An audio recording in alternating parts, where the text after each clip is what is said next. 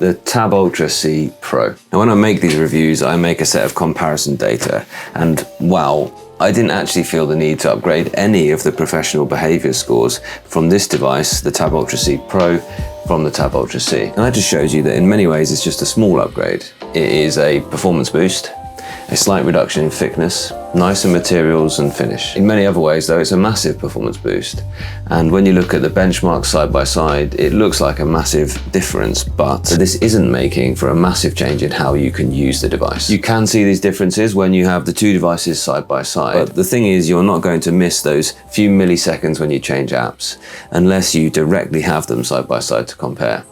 And I do have that video, but this isn't that. After you've watched this, you can go ahead and check that video out. But the long story short is that it isn't night and day in real world use. So you don't need to covet this device if you already have a Tab Ultra or a Tab Ultra C. But if you are in the market for a new productivity device, one that can replace a lot of what you do on a laptop, and be a good reader and note taker, then you should buy this one, in that category of device at least. The only place that I've scored the Pro model higher than the original is in the design, because there is an improvement in the placing of the pogo pins, which are now on the back, and with the look of it. This metal finish to the camera bump, for instance, replaces the clear plastic. Not everyone's favorite features. You've got that slightly thinner body and you've got the slightly smoothed edges, so they're less sharp in your hand. However, for most people, in any case, the design is not going to be as enticing as the Note Air 3C. And I've got a full comparison of the Tab Ultra C Pro with the Note Air 3C. But long story short, I personally prefer this form factor, but it is a personal choice. This is my full review of the Tab Ultra C Pro. And before I make these reviews, I use these devices for a minimum of 2 weeks in my professional life. I'm a teacher, and so you can be sure that I've thoroughly tested out the device, and it does perform as I say it does in the real world. They have added volume buttons here on the side, which can be configured individually for different apps. Your options are volume, scrolling, or page turn. Although the main app that I would find that useful in, Kindle, I've yet to get page turn to work. They've also added a trackpad, which with a little configuration, a boost in sensitivity, and remembering to put the screen mode into fast or ultra fast mode, works really well. And more on that later in the review. This is not a cheap device. It is one of the more expensive Eink tablets, but I personally think it's an absolute bargain. Why do I think such an expensive device is a bargain? Well, because the Eink screen itself isn't cheap. Licensing the Wacom pen input, that isn't cheap either. And this time the higher end Snapdragon system on chip, that puts it a cut above the rivals, and it does justify that bump in price. Check out the latest price in the links in the description, either at the bookstore or Amazon, because it might have changed since I filmed this video. It is a full-on recommendation from me with a little warning. Compared to other Eink tablets, Boox devices do have a steep learning curve. And this is because you can do more on the device. There are necessarily, therefore, more settings, more options, more settings to get right, and of course, more settings to potentially get wrong. For example, in the Neo Reader app, which is the default book reader and PDF reader, and where I do actually most of my note-taking and all of my planning, it's capable of so much. It's such a powerful reader with excellent annotation features, scaling features, and different screen modes, which may suit photographs or graphics or text. It's an incredible app for reading and learning, but on the surface of it, it is very complex. So if you buy this device, be prepared for that steep learning curve. That being said, if you're happy on Android, then you will probably be happy here.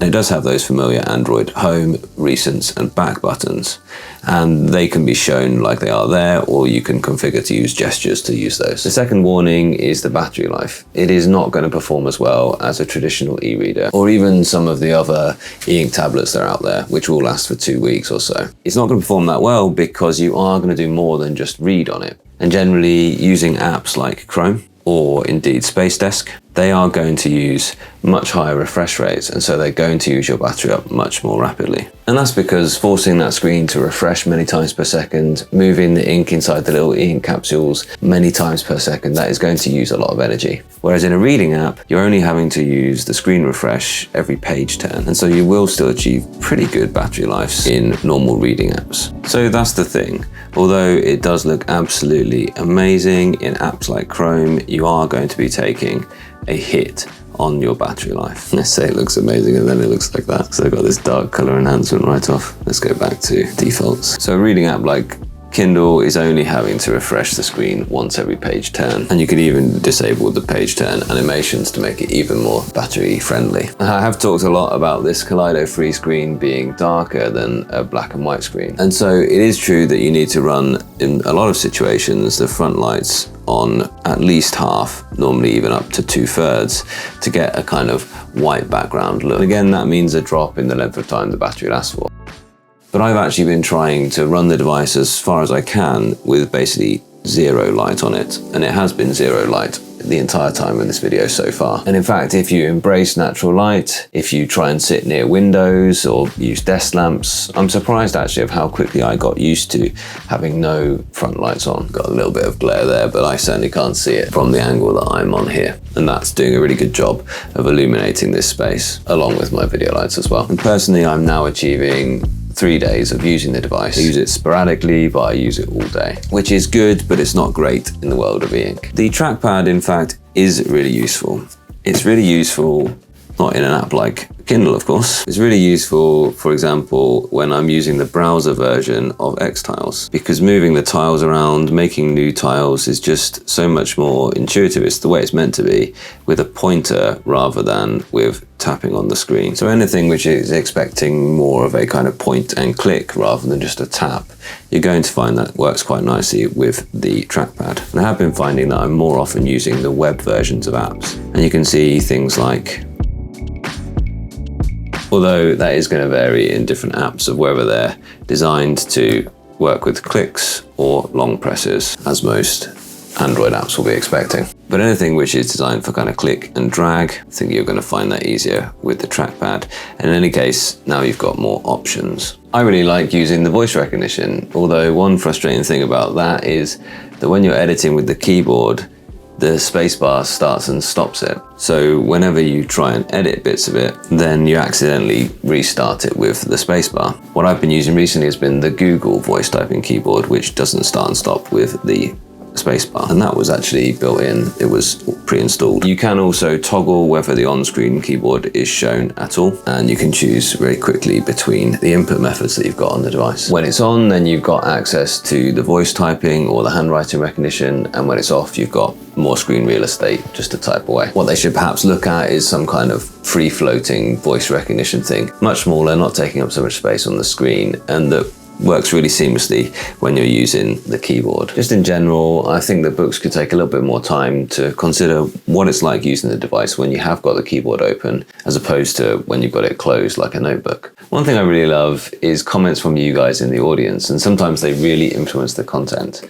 And one comment recently pointed out that the Tab Ultra C Pro has shaved 30 grams from the previous model, then added 100 grams to the keyboard case. So the keyboard case is now actually more heavy than the device itself. And what's more, they've taken 30 grams away from the battery in the Tab Ultra C Pro, and the battery is really where that extra weight is needed. And so now the whole package weighs over 900 grams. And I have already gone on record as saying the only real reason to buy this tablet over other comparable Boox devices is that keyboard case. So you wouldn't want to do without it. It became quite the talking point in the Grudge Match live stream where we compared the Note F3C and the Tab Ultra C Pro. This is not far behind the weight of a small laptop. And I've had other comments that have made a sensible suggestion that Boox could maybe add some battery capacity built into the keyboard case. But that would be getting ridiculous with how heavy this would become. That being said, it does weigh just less than the iPad Pro 11. And the Magic Keyboard is a heavier accessory still than this keyboard. That's probably a more relevant comparison than between this device and a laptop.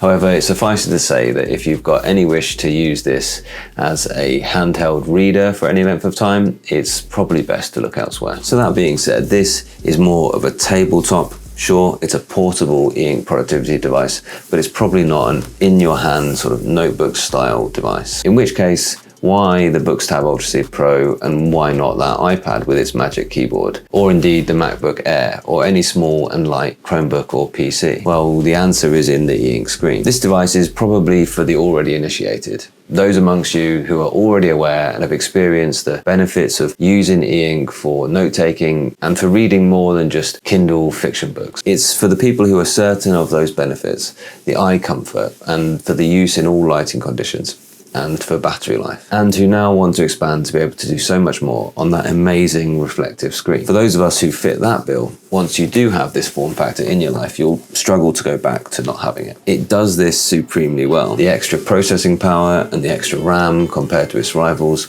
make it faster at switching between apps and at handling more intensive tasks. And the keyboard case makes it faster too. For example, I really like this shortcut to split screen that they've added this time. The trackpad gestures can be really useful if you take the time to learn them. So there's 3 fingers up, that's home, 3 fingers down is back, 3 fingers left or right switches between apps, and 4 fingers takes a screenshot, although I've yet to get that one to work. But there is a function key shortcut for screenshot though. These are all good additions to make this a more useful productivity device. And more often I'm finding myself working in the web app versions of cloud apps. For example, Xtiles, where I keep all of my typed notes, or indeed the web versions of Microsoft 365 apps. And given that there is still variability on how different apps behave here on the Eink screen by the Boox Super Refresh technology, it's a good thing that you can do so much within Chrome because that app works really well. And these are some of my personal documents, my personal OneDrive, but I could just as easily be signed into my work OneDrive here, my work 365 account. I can also have separate full versions of the Android apps for my own personal login and for my work login. That's the benefit of this device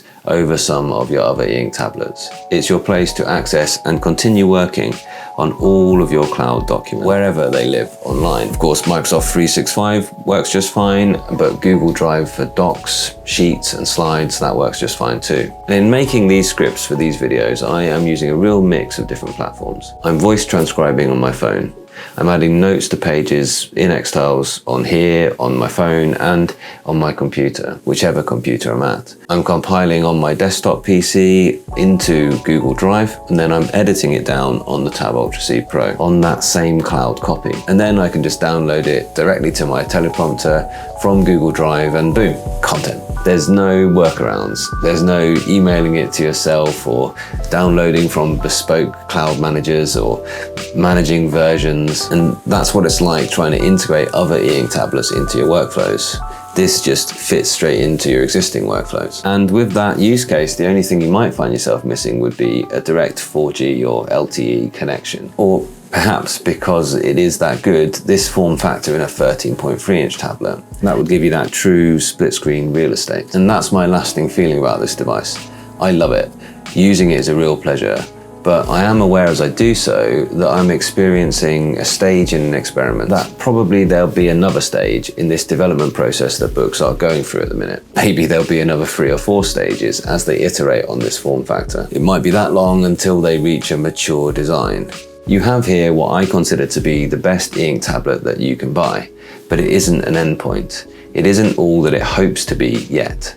But if you're the type that likes to be at the very forefront of where this technology is right now, then this is for you. But if you're waiting for a true and fully functioning Eink PC, you might be wise to enjoy watching Boox innovate and enjoy this public experiment and know that it's on the way, but we're still a few generations from perfection. For now, this is the best you can buy. Check it out in the links in the description.